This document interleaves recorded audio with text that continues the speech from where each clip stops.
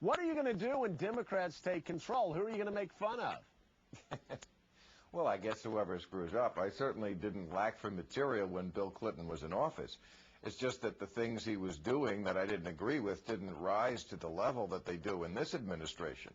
And let's not forget that the biggest scandal of all is the war in Iraq. The biggest scandal is that we have a president who, we won't even go there about lying to get us into the war, although that certainly is an impeachable offense, but who didn't study about the war. You know, when we learn, as we have in several books, that he didn't really know before the war began that there was a Shiite and a Sunni sectarian issue going on over there, to me that's an impeachable offense. And I had a conservative on our show recently, and after the show, as you've been on our show, we have a little dinner for our guests after, and I said this to the person. I said, you know, I think that's impeachable, that the president would go to war in a country and not know the first thing about it, not know that there were Sunnis and Shiites. And this person said to me, well, come on, Bill, 5 years ago, did you? And I said, well, first of all, yes, I did. And second of all, I'm not the president. I'm not taking my country to war. It doesn't really matter if I knew about the Sunnis and the Shiites, but when you're the president and you're sending people to die, yeah, I think that's something probably you should have studied up on. You talk about impeachment. Obviously, John Conyers is in line to be the next chairman of the Judiciary Committee. Do you think that John Conyers and Nancy Pelosi and other Democratic leaders should pursue articles of impeachment if, in fact, voters allow Democrats to take control of the House and Senate?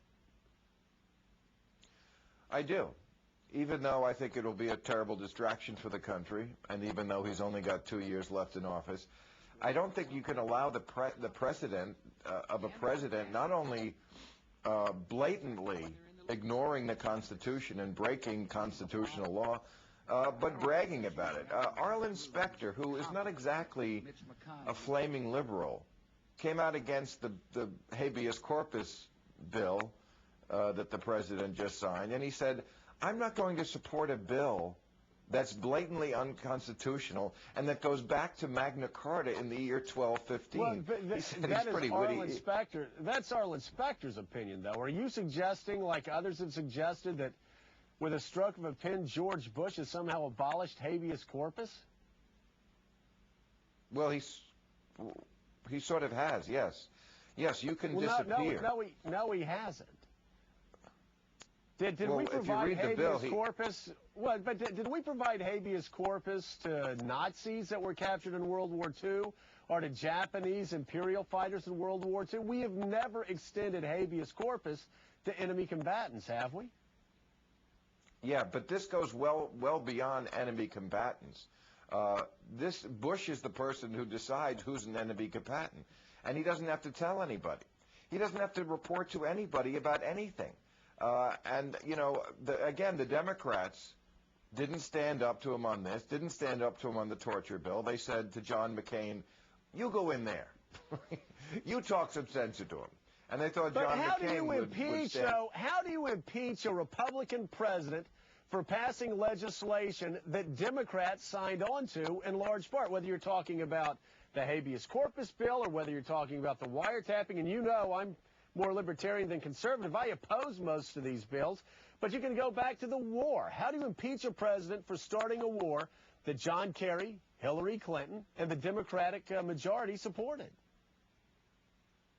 Well, I wouldn't impeach him for that. I'd impeach him for sitting there for 7 minutes on 9/11 when he was told the country was under attack. You would impeach Seriously. the president for sitting there waiting for direction from his security people? Waiting for direction? What direction was he waiting for? What did you expect the President of the Joe. United States to do? Jump up and run out of the classroom? Oh, my God, we've been hit. We've been hit. Yeah, listen to yourself. Listen to yourself. This is through the looking glass, Joe. Excuse me. Take out the equation of whether this is a Republican or a Democrat or George Bush or anybody else. Just in a hypothetical. A president in the nuclear age, Joe, the nuclear age, when missiles can reach us in an hour or less, is told the words, the country is under attack. He's not told what kind of attack, whether it's nuclear, who the attacker is. You're saying in that situation it's acceptable for a president to sit there for even 7 seconds? You're going to impeach a president for sitting down for 7 minutes after his chief of staff came in and whispered, it appears the second tower's been hit, Mr. President. If I come onto your show in 1999 and told you that we should impeach Bill Clinton for what he did or didn't do in 7 minutes, you would have told me I was crazy, and you would have been right. No. Excuse me, please don't put words in my mouth or thoughts in my head. I would have not have done that. Never. And I've made the point many times. Yes, Bill Clinton was a draft dodger. I've said that many times. I don't protect Bill Clinton. That's why he's probably never done my show. And if I don't kissed protect his ass, George he Bush. would have done my show. I don't protect George Bush. Okay. That's why the White House won't talk to me. But 7 minutes, you're going to impeach him. Come up with a better reason to impeach the president. I might agree with you. There is no better reason. That's my point. There is nothing George Bush has done before or since that rises to this level. And let's get our facts straight. They didn't say to him the second tower has been hit. The words he heard, this is from Andy Card himself, were the country is under attack.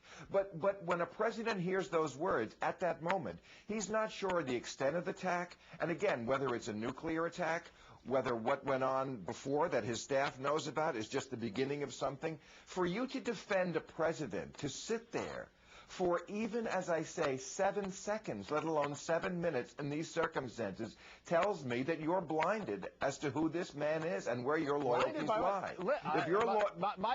I'm not blinded by who George Bush is. I've been harshly critical of George Bush. I've written op-eds saying as much. I've written op-eds saying the Republican Party should lose the majority. I've said that this guy has been horrible for libertarians and conservatives.